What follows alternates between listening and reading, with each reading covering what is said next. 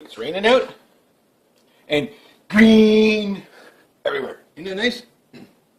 It's like it looks nice. I have nothing to complain about. Look how long the grass. Oh fuck! I have to cut the grass now. Oh well. Can't win them all, right? All right. World War III update. I don't have a lot, but I think what I got is it's Missile Palooza this year for sure. The Russians are working on this new, well, I don't know how new the missile actually is or if it's an upgrade, RS-28 missile. And this thing is quite the machine, apocalypse machine. It is their basically latest and greatest. It actually makes the SS-18 Satan look like a firecracker. This thing carries 12 warheads, I believe, and enough firepower to destroy an area the size of Texas. Ouch. I don't mean in blast zone necessarily, but, you know, in radiated, you know, that's how much devastation this thing can cause. This is one missile, you know, with 12 warheads. How many of these things are they going to build? What, 5,000? It's a planet smasher. They're getting ready to test fire the missile. I don't know when that's going to happen, but like anything, you know, these things, they take their time. North Korea still has their 5th missile test to do. And over there in, not Georgia, is it Georgia?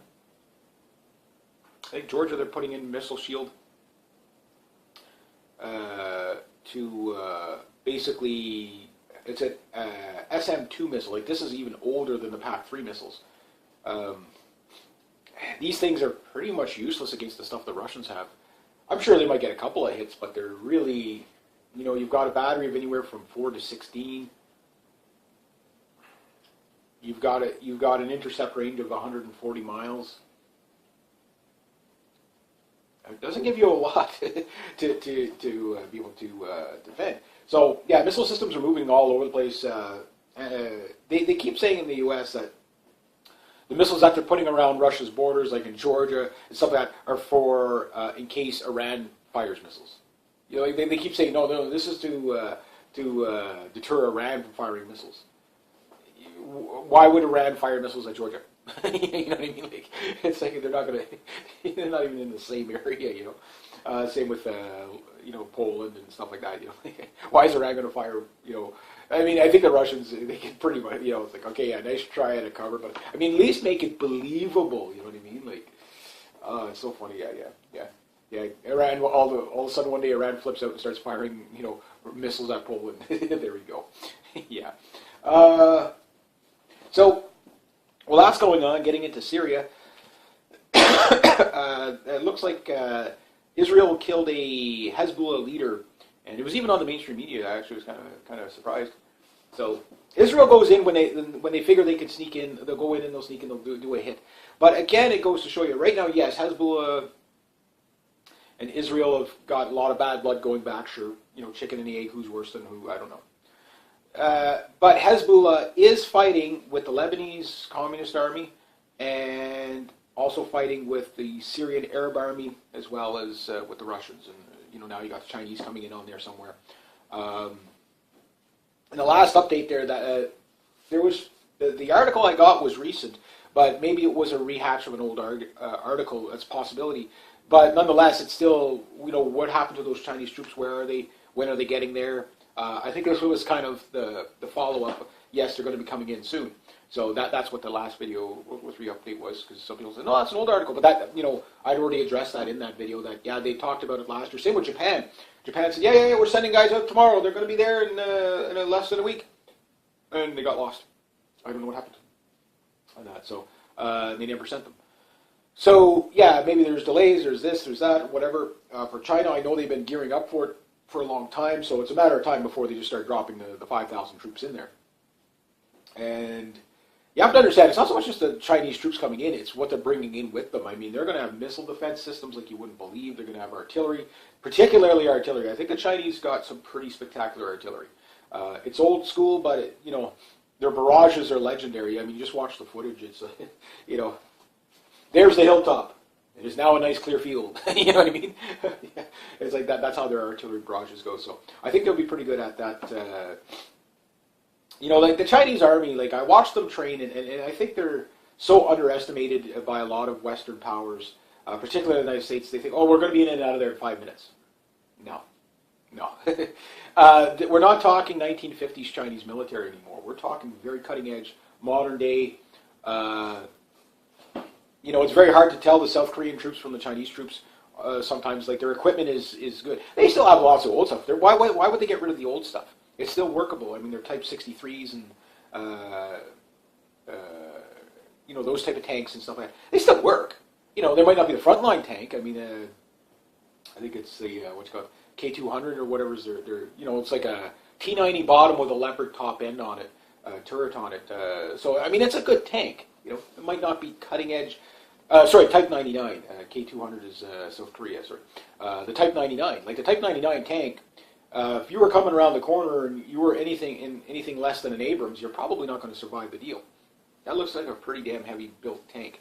The biggest problem that, and thank God, the biggest problem that the Chinese are going to have is mobility, moving that stuff. So that's why the Chinese are kind of working more towards a naval, defend themselves navally and with missiles, than moving tanks here, there, and everywhere. You know, that makes more sense for them. But yeah, like if they're in Syria with Type 99 tanks, it'll be interesting to see how that tank works out. There was a Turkish Leopard tank, and it looks like a slightly older tank. It might have been a 2A5 or 2A4 with upgrades. I don't think it was a 2A6 at all. And it got whacked by a U.S.-made tow missile by the ISIS guys. I would, or probably Syria, one of the, I mean, there's so many people. It could have been a Kurdish group, who knows, right? Who knows who's firing what, right? But anyway, it hit the Leopard tank. The footage is there. I'd like to know how that tank fared out. I couldn't find anything on it. So now we have T-90s that survive tow missiles, anti-tank weapons, Abrams tanks that aren't, and we've got a Leopard tank. I'd like to know how the Leopard tank fared out. Even an older Leopard tank, I think, would probably fare out pretty good. Because you have to understand, like the Leopard 2A5 would be newer than just about any upgraded Abrams. You know, so the armor. I know that the Challenger tanks, there was a Challenger crew in Iraq that got pelted, or Iraq or Afghanistan. They sat there for a couple hours getting pelted by over 90 anti-tank weapons. Now, most of them were like RPG, shoulder-held RPGs, that type of thing. And yeah, okay, those things, the guys were sitting inside having tea and crumpets. Literally, they were, typical British fashion. Oh, well, it looks like it's raining RPGs today. Let's have ourselves some tea and crumpets. Yeah, wait for rescue. Yeah, yeah. So it's like, okay, well, So, oh, that was a loud one. And you heard the on the side of the hull, It's like, yeah, it's like, oh, this is interesting, I think the British are the only people that could describe in full detail, in a calm fashion, their death. I am now being killed. I am now burning alive in a tank. It is very dreadful. The flames are very hot. Almost like, it goes on like Shakespeare, what I mean? Yeah, only the British can do that. I don't think anybody else can pull it. Everybody else will go, oh my God, we're dying. And the British don't call me narrating how they're dying. Yeah. But anyway, so the Hezbollah thing, remember, Hezbollah has tanks now because Iran has supplied them with tanks. But here's the rub. If Hezbollah, here's what I mean by no good guys in the area. Hezbollah, yeah, they've done terrorist attacks against Israel. There's no doubt about that. But Israel has provoked a lot to get them to do that too. So again, chicken and the egg, who's worse than who? They're both a bunch of douchebags. They got to work it out themselves. I don't side with Israel on that. I don't side with the Palestinians. I look at it, it's an insolvent situation, and they have to work it out themselves. The whole Middle East is like that. That said, usually I understand who provokes who, that type of thing. But the thing is you have Hezbollah fighting ISIS. You have the Kurds fighting ISIS. You have the Syrian Arab Army fighting ISIS. You have the Lebanese Communist Army fighting ISIS. Now, Hezbollah is, hanging around Lebanon, and, they're also, I think, on the other end, too, moving around near Iran. But they're kind of, it seems like they're hanging around there. But they are intertwined with the Syrian Arab Army. They're wherever you need them, that's where they go. ISIS has also killed 40 of their own. They buried them alive. 40 guys that didn't want to fight, they buried them alive. So I guess that's how they treat their defectors. Which, the way I look at it, and this is, like, I think what it is these people that get these glory ideas of, and I think a lot of these are mentally ill people to begin with. They're in the West, they're bored, oh, yeah, I'm going to go join the noble cause of ISIS. They get there and they realize that it's not a joke, that, it's serious. So those people, the good news is that they probably won't be going back to anybody's countries. I don't know which countries they came from, but, if they, hopefully they were all Canadian. And why do I say that? That way they won't be coming back here. Sorry for the families that you have to go through that, but you know what I mean? The more of them that get killed over there, the less we have to deal with them later on when it fizzles out, right? So that's what ISIS has done. Burying them in the ground alive, pretty crazy. Next to that, what else have we got? Your usual rhetoric from John Kerry, talking about, and same with, from Great Britain there. Again, the officials, out there saying, Russia shouldn't be in there, and it's a bad thing that they're there. They're making it worse, whatever. Russia's got food convoys moving around everywhere that after they stabilize the area. So they're feeding the people. They're actually bringing the food, these like military canteens, right to the people, stuff like that. Whereas on the other end with the United Nations stuff that's coming in, nobody knows where it's dropping. They don't know where it's going. You had David Cameron out there saying we need to airdrop more relief to the Syrians so that they can, basically less likely to leave the country, whatever. If we don't do this, we're going to get 1 million more Syrians. Well, all you have to say is we're closed.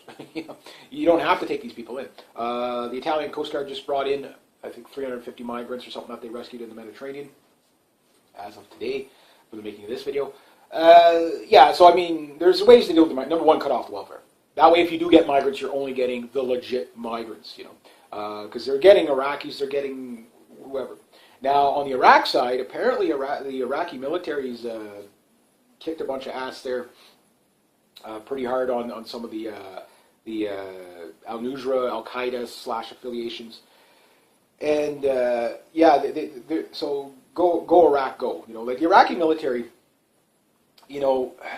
they're in a rock and a hard place because they're getting hammered by Turkey, that type of thing. They're getting invaded by Turkey. And yet they can't really respond because if they respond to Turkey, number one, I mean, what have they got left? Their country's been destroyed. So they don't have much to fight with to begin with. And they have to play well with Turkey because the U.S. tells them to, right? But the Iraqis are really trying to get rid of ISIS. They must, you got to, yes, Missy, it's raining out there. Sorry, interruption of cat. I mean, after George Bush lied, I mean, how is that man still walking free? How are any of them walking free? I told you not to go out there. It's raindrops. Raindrops melt cats. Oh, wait, that's what I thought. That's what I thought. Troublemaker.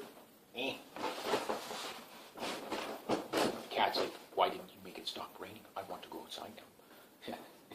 I don't think there's a more self-centered animal than a cat. Well, my cats are pretty cool, though. They're lovable. They're, demanding, but they're lovable. Yeah. And it's not like you don't do things for them. Like they have like cat mind control or something.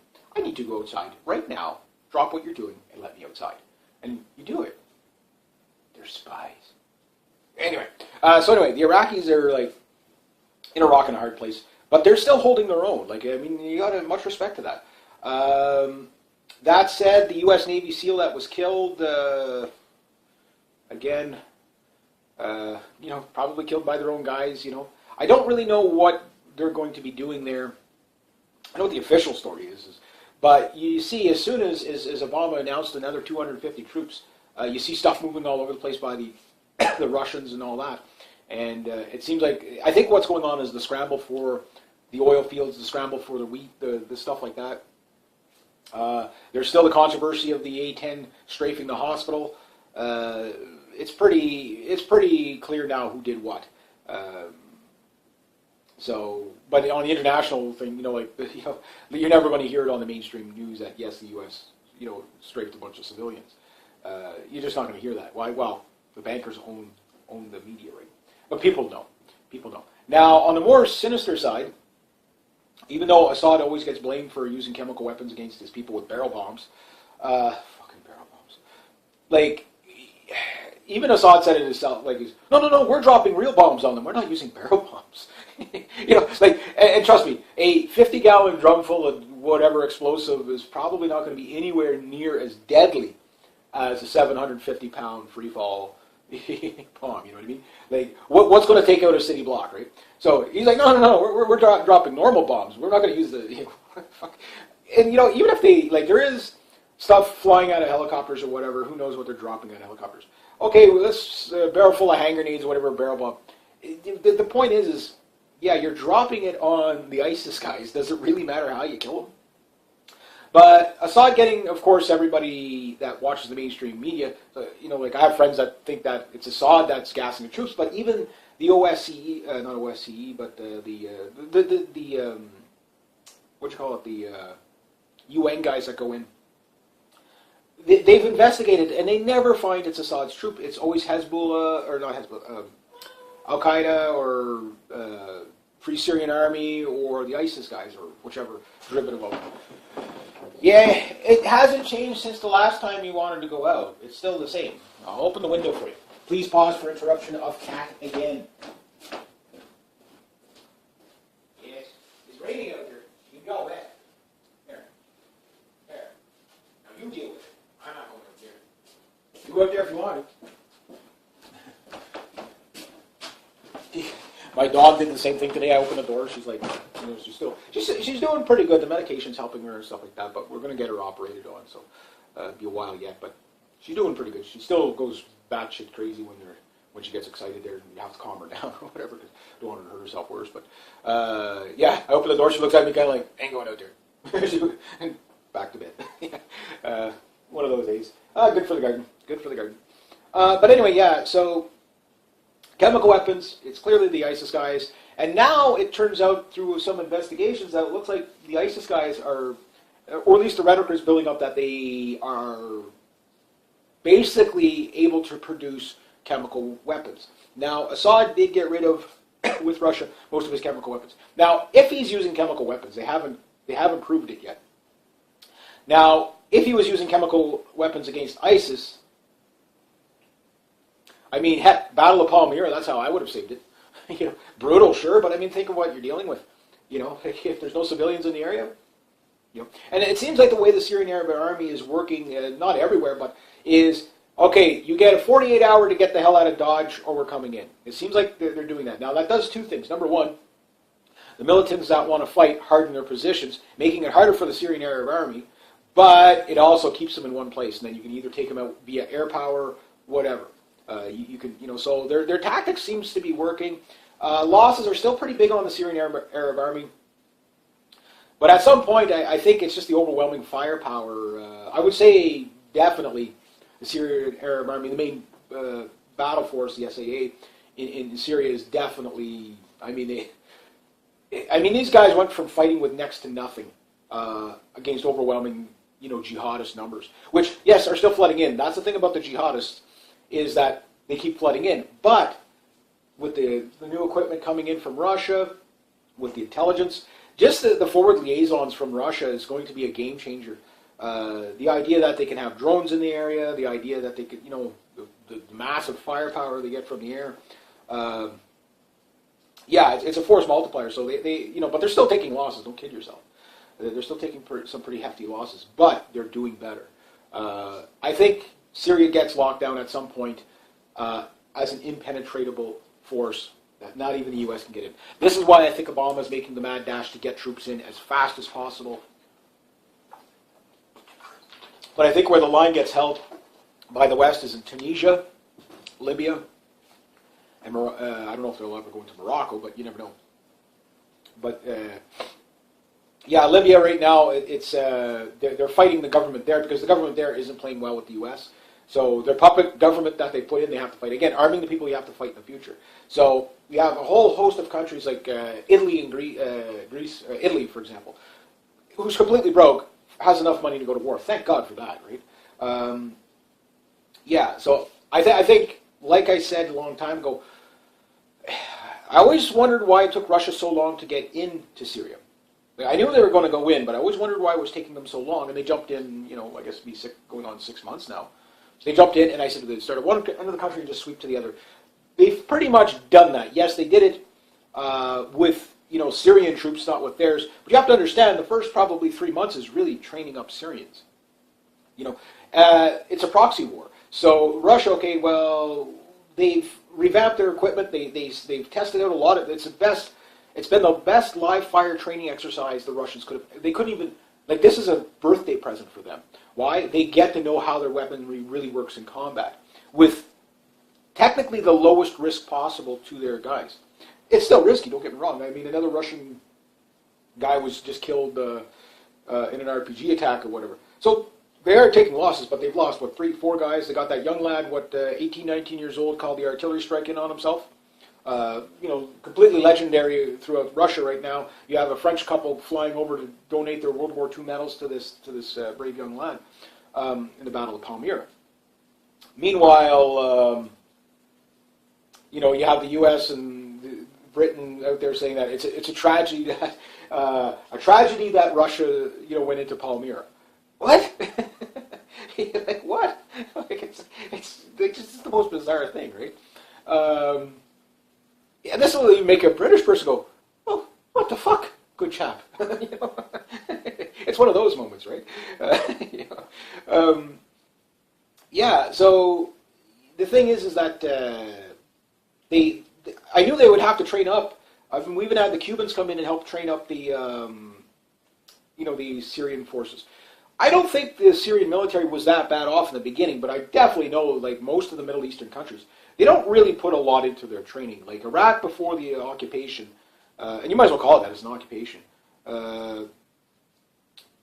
Before that, the Iraqi Republican Guard was made up of guys that, here's your rifle, put on your green, camo, which I always wondered why they wore green camo in the desert. But anyway, put that on. Run around there a few times, do a few push-ups, go fire at a couple of targets. As soon as you get at the targets, you're in. And then this guy, hey, he did it really well. You come here. You're going to be an intelligence officer. You go over there and get the real training. And that's the way the Iraqi Republican Guard was, is that they're guys that were really good, were really, really good. That's one thing you'll hear from U.S. soldiers from Desert Storm. So yeah, they're intelligence officers. Those guys were really good. They knew what they were doing. Thing is, they were few and far between. And they weren't trained, and nor did they have the equipment. But these are the same guys that are working with ISIS. Some of them now are working with ISIS, and these are also the best guys to take out ISIS, is the Iraqi guys, because they know the tricks. They taught it to them. You know what I mean? They taught them a lot. They understand guerrilla warfare probably better than anybody. They grew up in it, right? And that's one of the things that's going on there. So as far as bringing in fresh troops, like the Saudi troops, the 150 or 130,000 Saudi troops that were supposed to go in, that's kind of phased out too, because I think what they were going to do is just put uniforms on the ISIS guys. That's it. But it doesn't seem to be working. A lot of these plans seem to be fizzling out. So that's where it's going on. That's what's going on in Syria. But the idea that they're going to be there's going to be more chemical attacks, and I think that the chemical attacks are going to be more. Not ISIS attacking Assad's troops as much. I think they're going to be going into Europe. That's my hunch. That's why I think the propaganda is out there now. Remember, the economies are ailing everywhere. They need to get a war going or lock down the countries somehow. They need crisis, order from chaos, the Masonic thing. But I think it's going to backfire at some point, particularly over there in the UK. Again, you have for Ramadan, you got the Allah Akbar buses. They changed the wording ever so, instead of Allah is glorious or something like that, instead of really obvious as Allah Akbar. They didn't put it that way, but they did put it in that instead of God is great, God is glorious. So they just changed one word in Arabic, but it's right on those big double decker. Again, you expect when you think of Britain, especially from a Canadian point of view. I mean, with our ties to the monarch. I picture a double-decker red bus. We now have double-decker red buses in the cities here, and with a big Union Jack right on the side of it. Now you've got pretty much Allah Akbar on it, during Ramadan, at a time when it was illegal for Christians to put messages on the side of buses. But but they're not promoting the religion; they're promoting a charity. Yeah, through a religious organization. What's the difference? I mean, people, like, I get it that, I was listening to Tommy Robertson on this ordeal. He was just flipping out. Like, I mean, rightfully so. So anyway, you got this guy who's a Christian. A British guy. He's a Christian. He's like, yeah, but he says in the Quran it says, and they take, one thing about Tommy Robertson is he has read the entire Quran, and he does know his game now. You can't blindside the guy.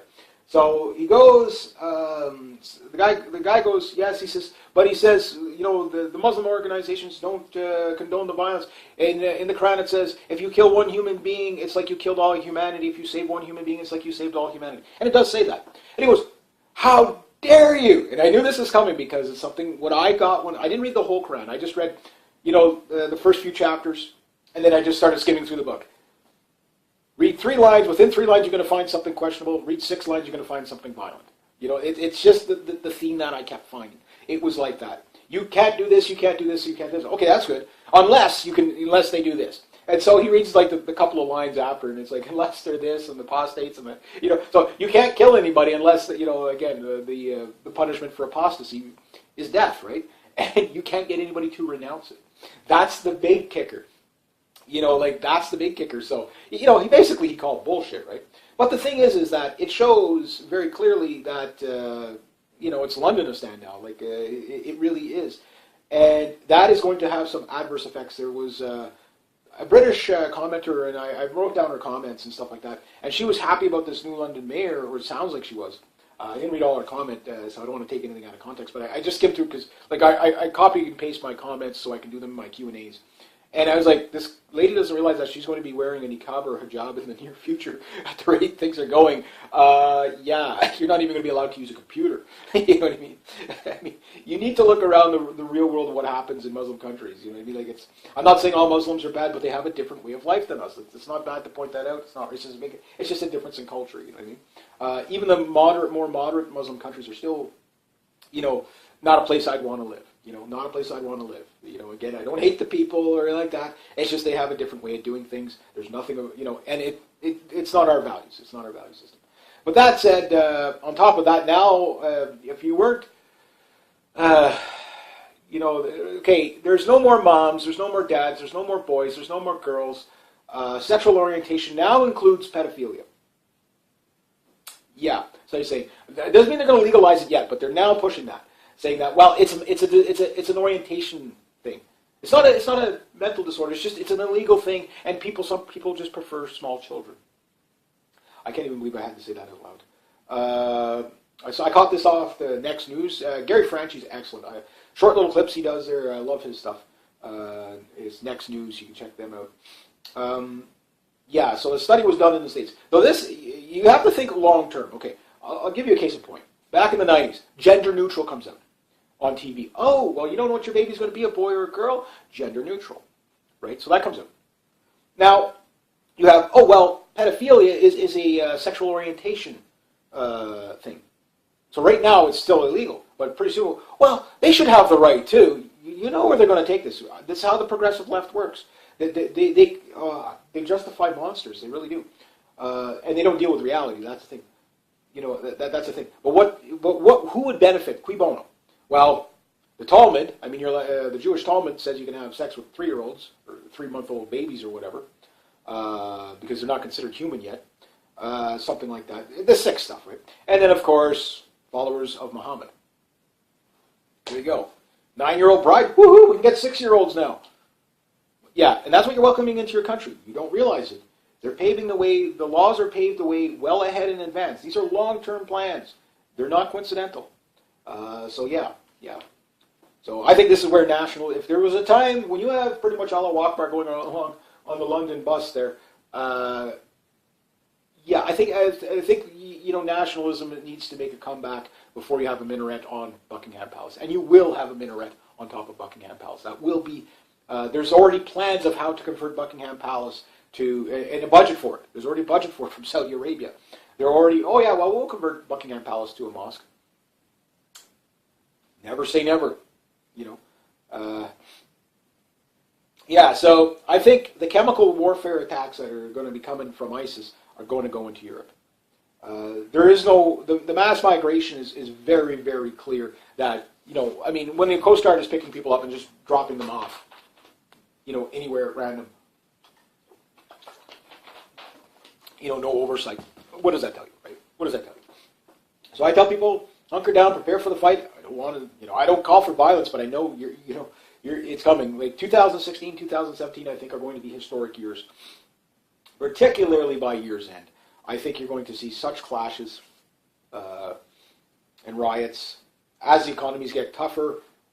Again, they're really using, I think, the migrant crisis for a couple of things. Number one, to blame the collapse of the Eurozone on. I think it's referendum-a-palooza over there in the UK, as well as the rest of Europe. There's a referendum on everything right now. It will destroy the Eurozone. They know this. So the best thing they can do to destroy nationalism is destroy nationalism through mass immigration. It doesn't matter to them because the people that are making these policies, the world elites, the Zionist neocon types and the progressive communist types, their idea is, okay, they're taking it from a different angle, but it's the same idea: destroy nationalism. And the best way they can do that is by flooding in people who don't care about the nation. And the other thing is that they know that the people flooding in are the ones that are going to take the brunt of the stick, not them. But the thing is we need to hold those politicians more than accountable. More than accountable. They need to go to jail. They need to, they're a threat to your national sovereignty everywhere, all countries. The world elites, governments around the world have failed every single human being.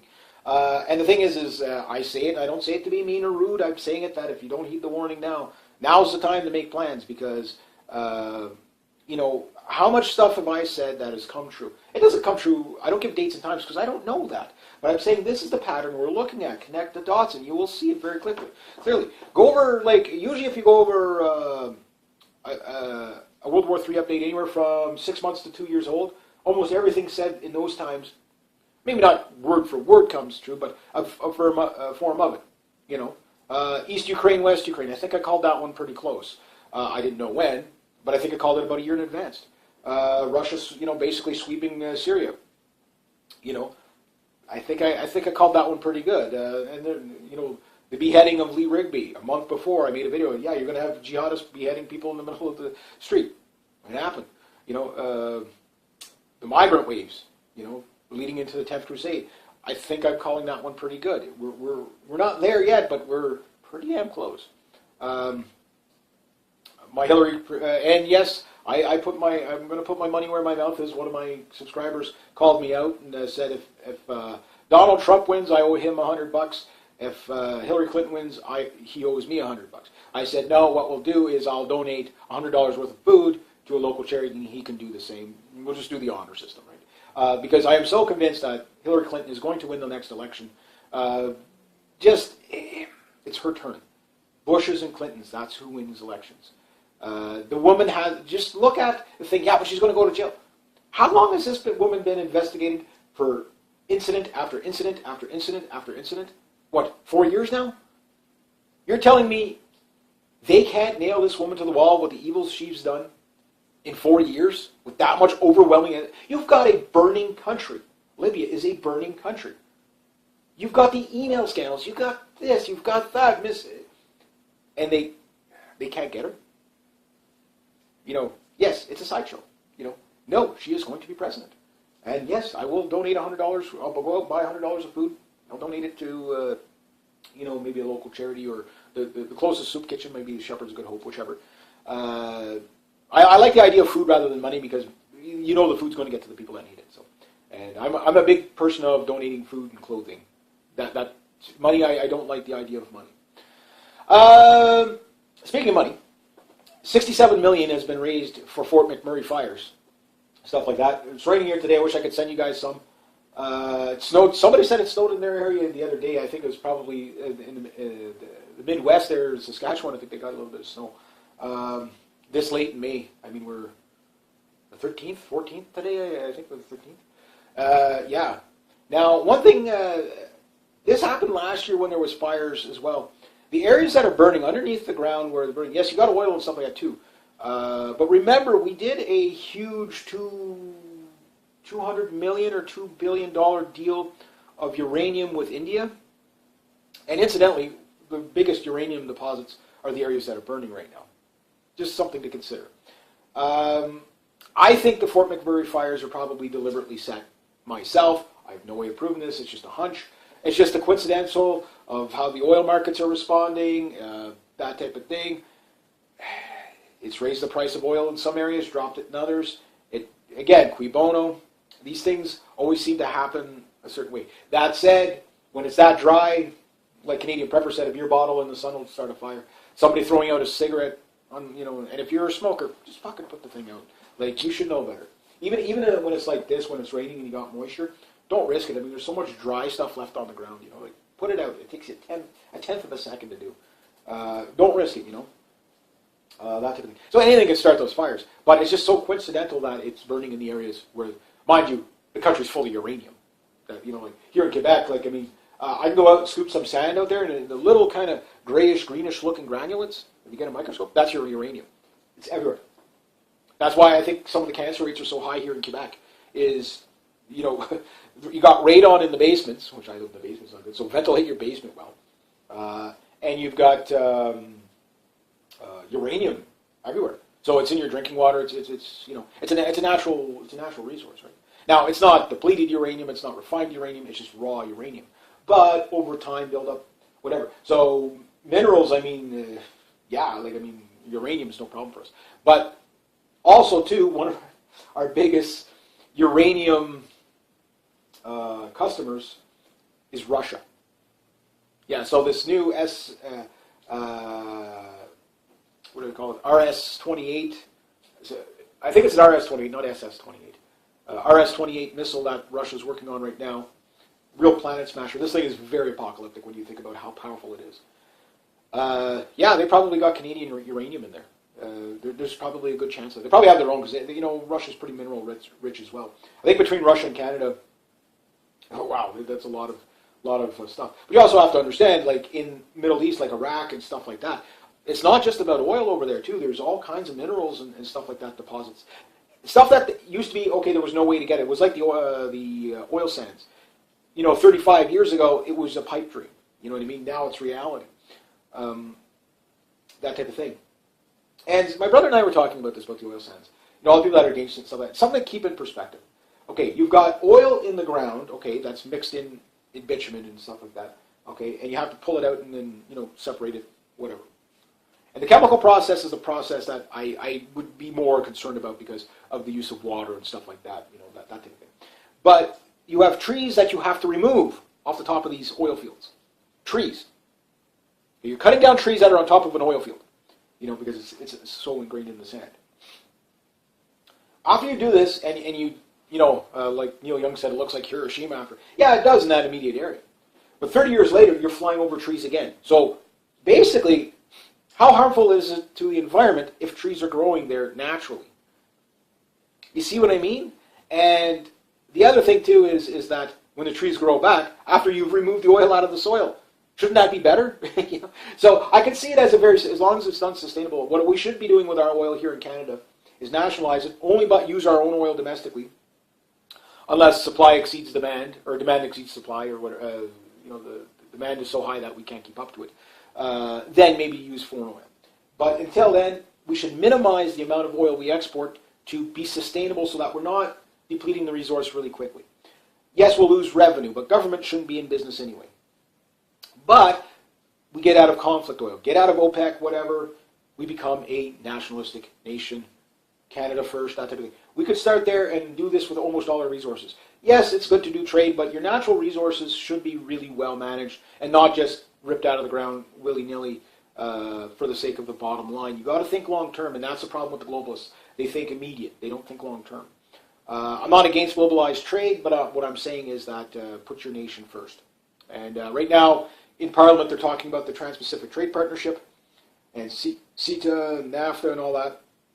The Liberals are more gung-ho for the Trans-Pacific Trade Partnership than you could possibly believe, even more so than the Harper government. I listened to it for about 45 minutes yesterday. These people want to get it done. They're trying to put a different spin on it, but at the end of the day, new boss is the same as the old boss. Like I said, it would be. Until we get a completely grassroots, non-funded from George Soros or something like that, a real nationalistic driven, and in all countries. Right now, there's never been, to save your country, you need nationalism now. You need it. I know that, a lot of people, you hear nationalists, you think National Socialist Nazi Germany. I'm not talking about that so much. But there are ideas that work. When you put your nation first, your people do tend to do better. Quality of life needs to be the standard set, not the bottom line. We see what bottom line gets us. It gets us our jobs over there somewhere. Selling the cheapest stuff from the lowest bidder for everyday low prices, racing your dollar to the bottom, gets everybody there. And the middle class is disappearing. And at a time when the economy's like, right now the economies are so bad. And there's ways you can, like if Trudeau came out tomorrow and said, you know what, we're taking all taxes off of all small businesses, I'd be very, very happy with that. Just remove all taxes. Even if they kept the minimum wage, I'd be more happy if they got rid of the minimum wages. Because they already did it here in Quebec, New Brunswick, and Ontario. They went to a minimum wage, maybe not in Ontario, but anyway, they went to a $15 an hour minimum wage. There was a boom for maybe the first 2 months, and then it's been just steady decline. Nobody can afford to hire anybody. But I would put in a mandatory profit sharing after all expenses paid. I know there's some people that disagree with me on this, but if you got rid of the minimum wage, you could hire, and of course, you have to understand, people, you could say, wow, I'm only going to pay you $2.50 an hour. No one's going to work for that, This is the same thing with the fast food restaurants, bringing in temporary foreign workers to work in fast food restaurants. Not when you have welfare recipients. You shouldn't be doing that. Welfare should be restructured so that if there's a job in the immediate area and you have people that are unemployed, they have to go and take it. Give them maybe 3 months to find their own job. Then after that, if you can't find a job, we find one for you. That would take care of a lot of problems. There would be no need for mass immigration, which would not overstress the systems anyway. A lot of people coming in are very unhealthy. It's too much of a strain on our medical system. We just don't have enough. We just don't have enough. And this idea of populists, the more people you have, the better you're going to perform on the world stage. That works to a degree if people are like-minded. But if they're not like-minded, no, it's not going to work. And why would you be for mass population like that, and then on the other say, lower your carbon footprint? No, the best way to do that is just let the population sustain itself naturally. If you have a low birth rate, fine, your population will go down. You won't need as much infrastructure, you won't need as much of this, you'll have more space for people, shorter wait times at the hospitals, etc., etc., etc. You might lose a little bit in the GDP, but if you restructure properly, again, just me, myself, as a Prime Minister, this is what I would be going. Restore the Bank of Canada, okay? That lawsuit I don't think will ever really get to see the light of day in the mainstream media, unless they have no choice. But do that, nationalize our resources, bring the jobs, things like Bombardier should not be sending jobs to Mexico. Oh, but we have to be competitive. Well, if it can only survive on government money, we have to question it in the first place. But if we're going to nationalize it and have it survive on government money, the money must stay in the country. The product must stay in the country, unless there's no choice. We don't have this or we don't have that. We have to do it over there. For example, we have, let's say, a banana orchard somewhere. Okay? Well, obviously, we're not going to have banana orchards up here in Canada. So, okay, well, it's a government-owned banana orchard. Okay, well, fine. Whatever. I get that. But if, apples, for example, apples and tomatoes, why would we be shipping in apples and tomatoes from Mexico, China, stuff like that, when we can do it here? So take care of our farmers. Start from the ground up. Reduce taxes on the farmers. Also reduce subsidies for the farmers. Push permaculture. That would be the best thing for this country, because then you sustain the food first. The currency doesn't really matter as long as people can afford to eat. That's the other thing. Small businesses, reduce taxes on small businesses. I mean, reduce taxes, 3% tax, instead of 19% tax or 11% tax. 3% tax. Oh, but we'll lose so much revenue. Yes, but you'll have so many people working that, the unemployment, and make it easier for people to open business. Yes, keep your environmental regulations and stuff like that, but get as capitalistic as you can. For example, taxi cabs. Your Uber versus the taxi cab thing. Why the hell does a taxi cab driver, if anybody can answer this for me, I'd like to know, why do they pay $85,000 for a license plate? To $105,000. What does that money go for? Or is it insurance money? What is it? What is that, liability? What is it? I know it goes to the government, but what is it? Now, if a cabbie like Uber could just operate, okay, well, register yourself as a cab, can we not do this cheaper? You'd have 10 times the amount of cabs, half the price. You know what I mean? That's what I mean, like deregulate the stupid things. Driver's license, like I'm going through right now, make it easier to do. Because the more people you have driving, the more commerce you're going to have, that type of thing. Now, I get it, they don't want cars on the road, but look, a bunch of Canadian people in one of the universities just did a race where they got something like 1,000 kilometers to 1 liter of fuel in this little Briggs & Stratton engine. Mind you, it's one of those aerosols. So you tell me we can't make a car that gets 110 miles to the gallon? Yeah, come on. Of course we can. But that's the thing. So I know it seems like a bit of a stray from the World War III, but it all plays in together because it's all one system. The economy is the war system. You know, the death and debt-based economy of the United States. Many countries right now are really ditching the U.S. dollar. They're not doing trade in the U.S. dollar. The yuan renminbi from China is not convertible to the U.S. dollar. So it's you take their currency, you take their currency. Now the thing is with the Chinese, if you don't take their currency, they'll just say, okay, well, fine. The U.S., if you don't take their currency, they'll bomb you with the democracy JDAMs. That's what people are waking up to. Now, why are there so much war? Well, war's a racket. It's an economy. Believe it or not, the U.S. has 53% of their GDP is on the military-industrial complex. The only person, now I've been watching Donald Trump as much as everybody else. He flip-flops on a lot of stuff, sure, but one thing that he is kind of consistent on is that he's the only one not really warmongering. That said, it's hard to say. I don't know how much he's in the Israeli lobby. I don't think, because he hasn't taken their money yet. That's kind of the deal sealer right there. That said, I don't think we're going to see Donald Trump's true colors until it's the head-to-head between him and Hillary Clinton. However, it doesn't really matter how good he'll be. He is not going to win because he's not allowed to win. They are going to cheat him out of it one way or another. How they're going to split the vote, I don't know, but they will do that. And when we get Hillary Clinton, we go to war. Trust me, we are going to war. Why do you think women are now being drafted for these? If you're between 16 and 26 and you're a woman in the United States, you just lost the right to opt out of war. You are now going to go onto the front lines. Yes, you're going to get your guts blown out on the front lines. You have no choice now. You've had that removed from you. You know, in the name of feminism or something crazy like that. But no, you are now cannon fodder. Yeah, welcome to the club. That said, if you get drafted, don't go. It's a banker's war. You know what I mean? There's no honor in it. You know, yes, people will call you a coward and stuff like that. But I think the people that know, you're not going to wake up everybody. But you know, like none of my the only way I pick up arms to defend this country is if there's invaders in the country. That's it. Yeah, they won't even have to ask. I'll be, you know, they'll be following me.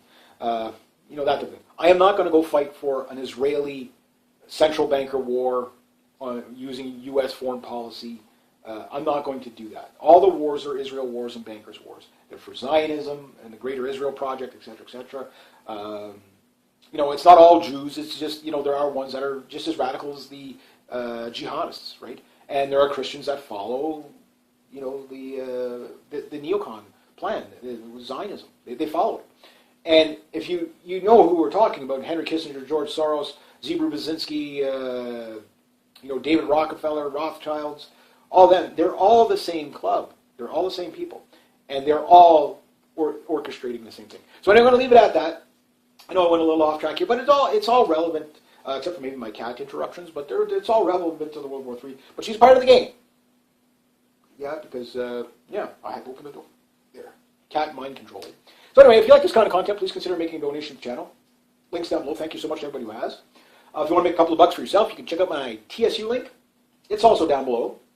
It doesn't cost you anything to join up. It's a lot of fun. Get your mind off all this crazy World War III stuff and other, you know, serious things. Can't be serious all the time, right? That's why I usually put out some of that. But I like it. I'm over $11 now. Woohoo! I'm not going to spend it all in one place either. Yeah. Next to that, you can share like pictures and memes on it. You can check out my WW3 updates Facebook page. I basically just post this video there, and you can post links, anything you think is relevant. Try to keep it relevant. It's not for fart jokes and stuff. And you guys have been very, very good with it. You guys have actually been beyond good with it, so much that I can't keep up to it all. And thank you so much. But I only ask that if you're posting things, links that you think are related to the geopolitical, I mean, because the economy and the war stuff kind of goes hand in hand, right? I ask that you post it for everybody. I don't really care if I'm the first one reporting on it. I really don't. The message is much more important than the man to me. And the reason why I say that is if maybe I don't get to it, because you guys do send me so many links, I only really can scan through a handful of them at a time. You know, like, I mean, it's a couple hours of research that I do on this almost every night, so I can only find so much, right? But at least if I miss it, you get to see it, and you're aware of it, and then maybe I might pick up on it later, or you know, you guys, hey, read this link, you know what I mean? But everybody does that, so it's like a lot of times it's like I can't follow it all, but I still appreciate it. But this is not just my channel; this is for everybody. You know, I want to be informed. I want you to be informed. Sometimes we get things right, sometimes we get things wrong, but at least if everybody can see it, then that's the best. And again, thank you guys so much for that. My not reg me too.